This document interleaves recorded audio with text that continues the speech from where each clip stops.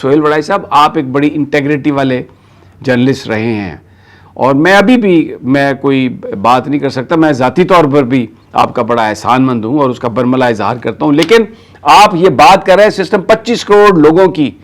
مجھے یہ بتائیے کیا یہ نظریاتی سیاست ہے جو آصف زرداری کر رہے ہیں, یا بلاول بھٹو انہوں نے ایک اس کے شیر کی کھال پہنائی ہوئی ہے اور اندر کوئی میمنا ہے جس کو کچھ پتہ ہی نہیں ہے کہ کہنا کیا ہے, بولنا کیا ہے, کرنا کیا ہے. پیپلز پارٹی وہ جماعت تھی جو لوگوں کی امید تھی, آپ نے وہ امید ختم کر دی. آپ کہہ رہے ہیں سندھ میں صرف ایک جھگڑا ہے, سندھ کی تقسیم, یعنی اقتدار کی تقسیم, کہ میں نے کتنے رقبے پر حکومت کرنی ہے.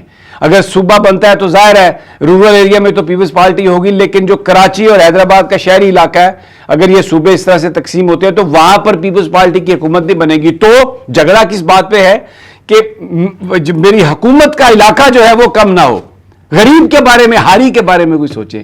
جس نظام کو ذوالفقار علی بھٹو نے توڑا تھا وہ نظام زرداری نے بلاول بھٹو کی مرضی سے دوبارہ زندہ کر دیا. آج غریب ہاری اس کے ساتھ جو سندھ کا ذمہ دار کر رہا ہے, اور جس طریقے سے وہاں بڑے بڑے خاندان سیاست پر آ گئے ہیں, کوئی مجال ہے کسی مڈل کلاس کی یا کسی غریب آدمی کی کہ وہ وہاں پر الیکشن کی سوچ سکے یا کوئی اپنی آواز بلند کر سکے. تو یہ میں کالم مجھے جب میں نے پڑھا تو مجھے یہی سمجھ آئی کہ یہ کون سے سسٹم کو گرانے اور بچانے کی بات ہو رہی ہے جس میں چند خاندانوں کا مفاد ہے, اور پاکستان جو ہے وہ جہاں مرضی جائے. کیا ہے آج 12 گھنٹے کی لوڈ شیڈنگ ہے, آپ علاقوں کو بند کر دیتے ہیں. کوئی اگر آپ سے سوال کرے تو آپ اس کو آفیئر کر دیتے ہیں, آپ اس کو گرفتار کر لیتے ہیں, آپ مقدمات نہیں لگنے دیتے, آپ عدالتوں کو آپ نے اپنی باندھی بنایا ہوا. یہ سسٹم ہے پاکستان کا, اور آپ کہہ رہے ہیں کہ اوہو زرداری صاحب اگر چلے گئے تو یہ سسٹم برباد ہو جائے گا.